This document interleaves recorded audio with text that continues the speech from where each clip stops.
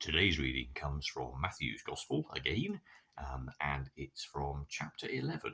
We've got two sections here, verses 16 to 19, and 25 to 30. This comes at the end of that section of teaching that Jesus gives his disciples before sending them out with all those commissions as ambassadors of the kingdom. And so the previous chapter 10, ends with him sending them out. Jesus finished saying these instructions to his 12 disciples and left that place and went off to teach and preach in the towns near there. Now, what Matthew then gives us is the encounter with John the Baptist's disciples, who come to Jesus, who, you'll remember, has been going around all the villages in this place, healing and preaching and teaching, and they come and say to him, "Tell us, are you the one John said was going to come, or should we expect someone else?" Jesus says, "Go back and tell John what you are hearing and seeing. The blind can see, the lame can walk. Those who suffer from dreaded skin diseases are made clean. The deaf hear. The dead are brought back to life, and the good news is preached to the poor." What do you think? So, our reading today. Jesus talks about the people that he encounters. "To what can I compare this generation? They are like children sitting in the marketplaces and calling out to others, 'We played the flute for you, but you didn't dance. We sang a dirge, but you didn't mourn.' For John came neither eating nor drinking, and they say, 'He has a demon.' The Son of Man came eating and drinking, and they say, 'Here is a glutton and a drunkard, a friend of tax collectors and sinners.' But wisdom is proved right by her actions." At that time Jesus said, "Father, Lord of heaven and earth, I thank you because you have shown to the unlearned what you have hidden from the wise and learned. Yes, Father, this was how you wanted it to happen. My Father has given me all things. No one knows the Son except the Father, and no one knows the Father except the Son, and those to whom the Son chooses to reveal him. Come to me, all of you who are tired from carrying heavy loads, and I will give you rest. Take my yoke and put it on you, and learn from me, because I am gentle and humble in spirit, and you will find rest. For the yoke I will give you is easy, and the load I will put on you is light." So in that first section, Jesus compares people to petulant children who just don't know what they want and just can't be made happy. "You sang a delightful song and you refused to join in. We said we'd mourn and be unhappy with you, and you didn't want that either." And they look at John and make certain decisions. They look at Jesus, who does something different, and they make the same wrong decisions. People can't see what is good and what is right at the end of their noses and what is evidently wonderful. Just like what Jesus says to John's disciples. People can see, they can walk, they're cured, they're brought back to life, they get the preaching of the good news. It's all good, isn't it? But that's not how everybody perceives Jesus. They see somebody else, they see someone they've made up their mind about, they see someone whose attributes they disagree with, and it's all in many ways, again, because of light contrasting with darkness. You can't please some people, all of us, all the time sometimes, because there is that conflict. God is beauty and purity and light and glory and wonder.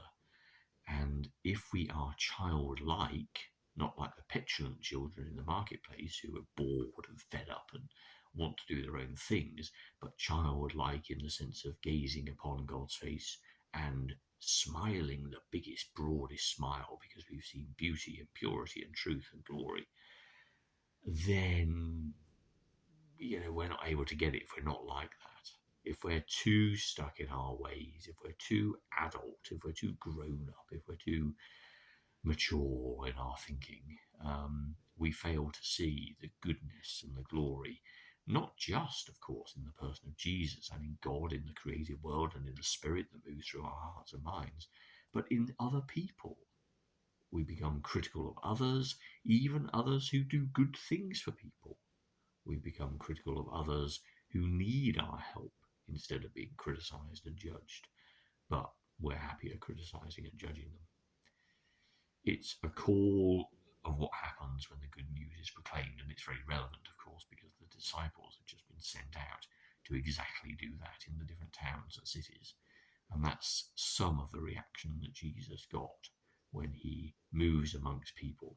They make their assumptions and they make their judgments.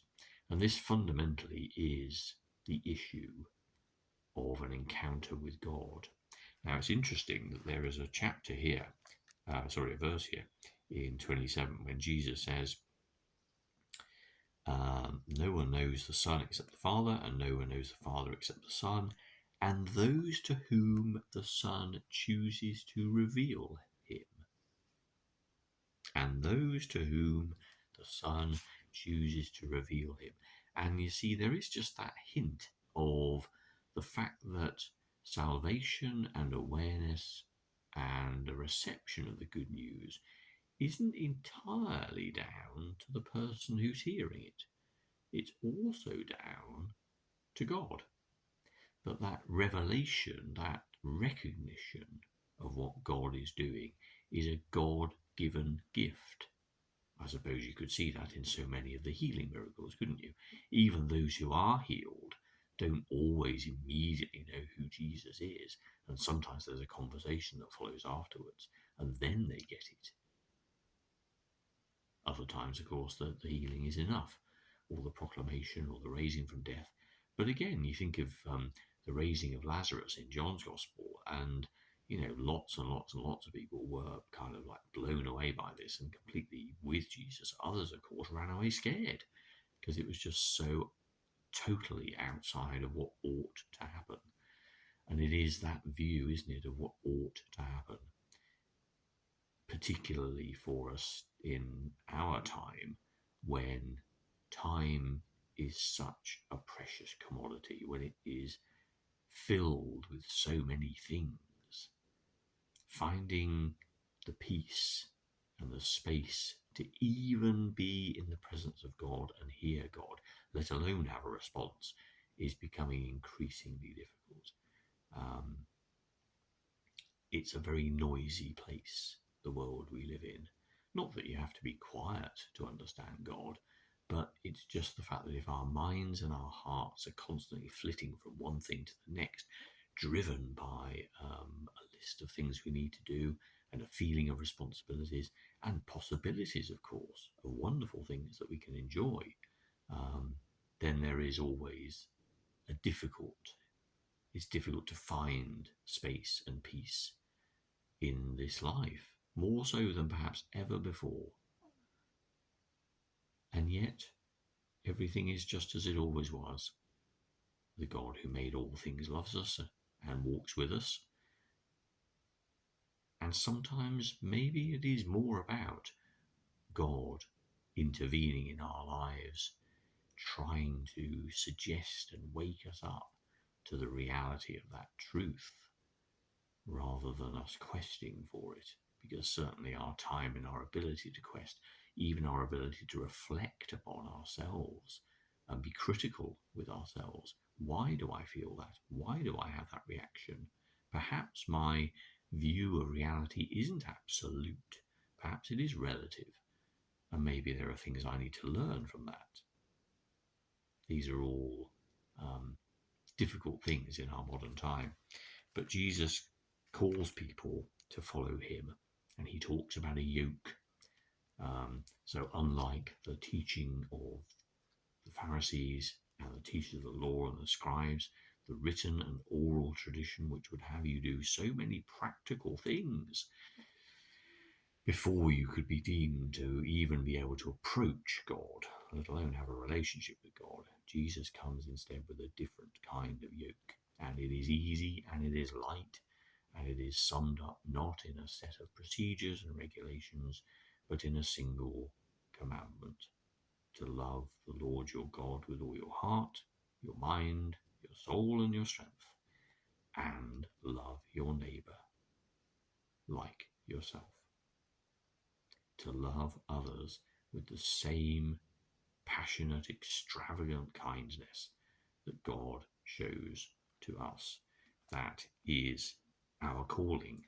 And it's interesting, isn't it? Because in the reading that at the end of that first part, Jesus says, wisdom is proved right by her actions. So regardless of how people perceive Jesus, regardless of what they think, actions, in our popular phrase, speak louder than words. And Jesus is all about unity and love, kindness and care, passion and commitment, a place where there is no prejudice, a place where everyone matters, the kingdom of heaven here on earth. And it's our part, our job, our opportunity, our privilege to take part in proclaiming the same, to build others up, to encourage and infuse, rather than to destroy and judge, rather than be prejudicial or, like those petulant children, refusing to join in, to be active in the world and to prove by our actions that we too are agents of the God of love.